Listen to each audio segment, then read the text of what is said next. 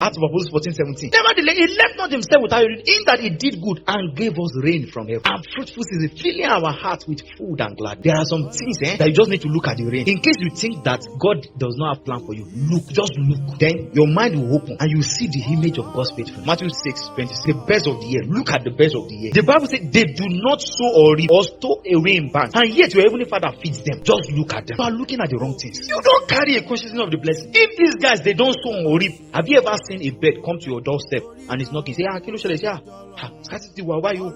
You don't get it. There has never been a time when they protest. Then the birds are flying. Hey, this is what happened. You say, there's scarcity in the sky. God make provision for the birds of the air that do not labor. It's a consciousness. Every time I see a bird flying, I see the faithfulness of God. Anything you look at will create a consciousness in your heart. What are you giving your mind?